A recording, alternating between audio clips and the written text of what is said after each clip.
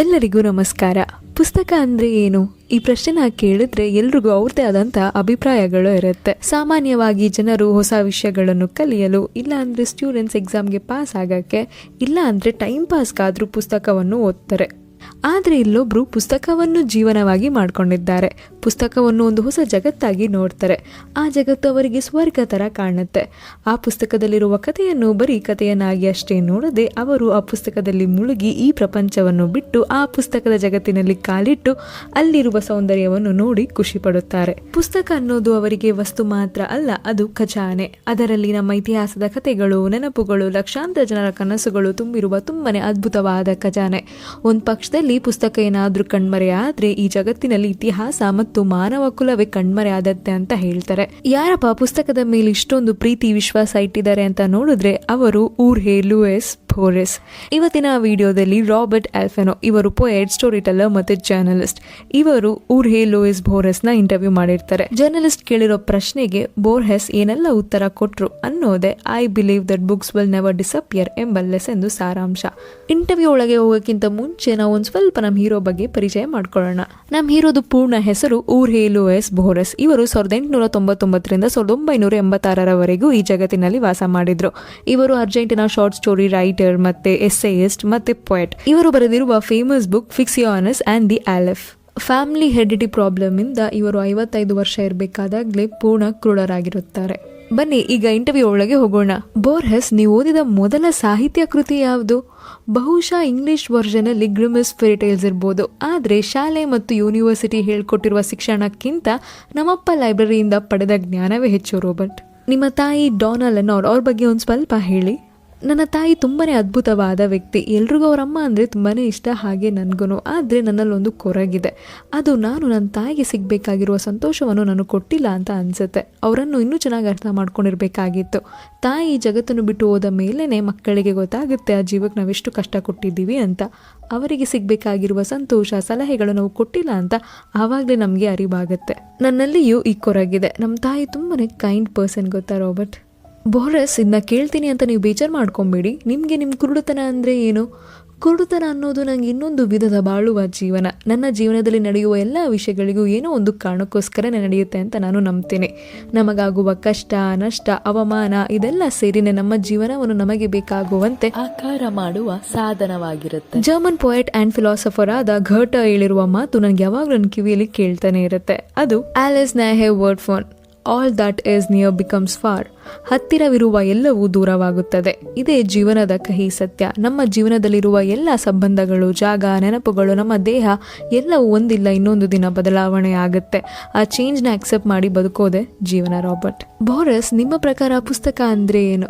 ನಿನ್ನೆ ರಾತ್ರಿ ಒಂದು ವಿಚಿತ್ರ ಕನಸು ಬಂತು ರಾಬರ್ಟ್. ಅದು ಲೈಬ್ರರಿ ಆಫ್ ಅಲೆಕ್ಸಾಂಡ್ರಿಯಾ ಬೆಂಕಿ ಹತ್ತಿ ಉರಿತಿತ್ತು. ಈ ಕನಸಿಗೆ ಏನಾದರೂ ಅರ್ಥ ಇದೆಯಾ? ಬೋರೆಸ್, ಇದ್ರ ಬಗ್ಗೆ ಎಲ್ಲ ನನಗೆ ಗೊತ್ತಿಲ್ಲ. ಆದರೆ ನೀವು ಯಾವಾಗಾದರೂ ಪುಸ್ತಕದ ಇತಿಹಾಸದ ಬಗ್ಗೆ ಒಂದು ಪುಸ್ತಕ ಬರೆಯೋಕ್ಕೆ ಯಾವಾಗಾದರೂ ಯೋಚನೆ ಮಾಡಿದ್ದೀರಾ?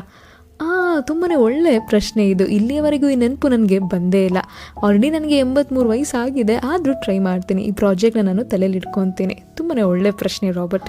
ಬೋರೆಸ್, ನೀವು ಒಂದು ಎಸ್ಸೆಯಲ್ಲಿ ಬರ್ನಾರ್ಡ್ ಶಾ ಬರೆದಿರುವ ವಾಕ್ಯನ ಪ್ರಯೋಗ ಮಾಡಿರ್ತೀರ. ಅದು every book worth being read has been written by the spirit. ಅದ್ರ ಬಗ್ಗೆ ಒಂದು ಸ್ವಲ್ಪ ಹೇಳಿ. ಖಂಡಿತ. ಪುಸ್ತಕಗಳು ಬರೀ ಲೇಖಕರ ಉದ್ದೇಶ ಮಾತ್ರ ಅಲ್ಲ, ಅದಕ್ಕೂ ಮೀರಿದ್ದು. ಈ ಜಗತ್ತಿನಲ್ಲಿರುವ ಎಲ್ಲ ಪುಸ್ತಕದಲ್ಲಿ ಏನೋ ಒಂದು ಮಾಯೆಯನ್ನು ಬಚ್ಚಿಟ್ಟಿದ್ದಾರೆ. ಅದು ಏನೋ ಅಂತ ನನಗೂ ಇಲ್ಲಿಯವರೆಗೂ ಗೊತ್ತಿಲ್ಲ.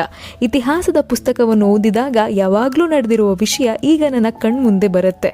ಆ ಪುಸ್ತಕದಲ್ಲಿ ತಪ್ಪು ಇರಬಹುದು, ಆಥರ್ಸ್ ಒಪಿನಿಯನ್ಸ್ನ ನಾವು ರಿಜೆಕ್ಟ್ ಮಾಡಬಹುದು, ಇಲ್ಲ ಲೇಖಕರು ಬರೆದಿರುವ ಅಂಶಗಳು ನಮಗೆ ಒಪ್ಪಿಗೆ ಇಲ್ಲದಿರಬಹುದು. ಆದರೆ ಪುಸ್ತಕದಲ್ಲಿ ಏನೋ ಒಂದು ಪವಿತ್ರವಾದ ವಿಷಯ ಇದೆ. ಅದು ಏನೋ ಅಂತ ಇಲ್ಲಿಯವರೆಗೂ ನನಗೂ ಗೊತ್ತಿಲ್ಲ. ಪುಸ್ತಕ ಅನ್ನೋದು ಒಂದು ವಿಸ್ಮಯಕಾರಿ ಉಳ್ಳ ವಸ್ತು. ಬೋರೆಸ್, ನಿಮ್ಮ ಪ್ರಕಾರ ಕವಿತೆ ಎಂದರೆ ಏನು? ಆ ಕವಿತೆಗೆ ಜೀವ ಕೊಡುವ ಪದಗಳು ಎಷ್ಟು ಮುಖ್ಯ? ಅದ್ರ ಬಗ್ಗೆ ಒಂದು ಸ್ವಲ್ಪ ಹೇಳಿ. ಕಾವ್ಯ ಅನ್ನೋದು ತುಂಬಾನೇ ಅದ್ಭುತವಾದ ವಿಷಯ. ಬರೀ 2-3 ವಾಕ್ಯದಲ್ಲಿ ಅದನ್ನು ವರ್ಣನೆ ಮಾಡೋಕ್ಕಾಗಲ್ಲ. ಕಾವ್ಯದಲ್ಲಿ ಏನೋ ಒಂದು ವಿಸ್ಮಯಕಾರಿ ಇದೆ.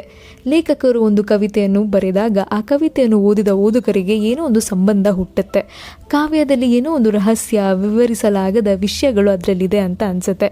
ಇದೆಲ್ಲ ಏನಾದರೂ ಕವಿತೆಯನ್ನು ಓದಿದಾಗ ಈ ಭಾವನೆಗಳು ಉಂಟು ಮಾಡಲಿಲ್ಲ ಅಂದರೆ ಆ ಲೇಖಕ ಅಲ್ಲಿ ಸೋತ ಅಂತಾನೆ ಅರ್ಥ. ಕಾವ್ಯಕ್ಕೆ ಜೀವ ಕೊಡುವುದು ಅದರಲ್ಲಿ ಬಳಸುವ ಪದಗಳು, ಯಾಕಂದರೆ ಪದಗಳಿಗೆ ಜೀವ ಕೊಡೋದು ಮತ್ತು ಕೊಲ್ಲುವ ಶಕ್ತಿ ಇರುತ್ತೆ. ಇದಕ್ಕೊಂದು ಎಕ್ಸಾಂಪಲ್ ಸಹ ಕೊಡ್ಬೋದು. ಅದು ಎಮಿಲಿ ಡಿಕಿನ್ಸನ್ ಬರೆದಿರುವ this quiet dust was gentlemen and ladies.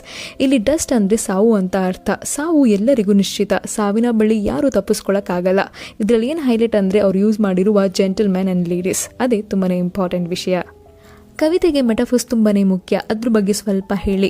Metaphors ಒಂದು ವಿಷಯವನ್ನು ವರ್ಣನೆ ಮಾಡಬೇಕಾದಾಗ ಇನ್ನೊಂದು ಪದವನ್ನು ಹೋಲಿಸುವುದೇ ಮೆಟಾಫರ್ಸ್. ಮೆಟಾಫರ್ಸ್ ಕವಿತೆಗಳನ್ನು ಬೇರೆ ರೂಪವಾಗಿ ತೋರಿಸುತ್ತೆ. ಮೆಟಾಫರ್ಸ್ ನಾವು ಎಲ್ಲ ಸಾಹಿತ್ಯಗಳಲ್ಲಿ ನೋಡಬಹುದು. ಲೇಖಕರು ಮೆಟಾಫರ್ಸನ್ನು ಕಂಡುಹಿಡಿದು ಅವರು ಸಾಹಿತ್ಯಗಳಲ್ಲಿ ಬಳಸಬೇಕನ್ನೋದು ನನ್ನ ಆಸೆ. ಬೋರೆಸ್ ತುಂಬ ಜನ ಹೇಳ್ತಾರೆ ಈ ಮಾಡರ್ನ್ ಡೆವಲಪ್ಮೆಂಟಲ್ಲಿ ಪುಸ್ತಕಗಳು ಮಾಯವಾಗುತ್ತೆ ಅಂತ.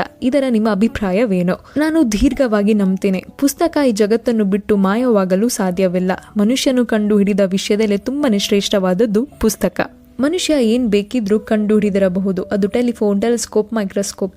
ಆದರೆ ಪುಸ್ತಕಗಳು ನಮ್ಮ ಯೋಚನೆ ಮತ್ತು ನೆನಪುಗಳ ದ್ವಾರವಾಗಿರುತ್ತೆ. ಸಾಹಿತ್ಯ ಎಂಬುದು ಕನಸು, ಅದು ಕಂಟ್ರೋಲ್ ಡ್ರೀಮ್.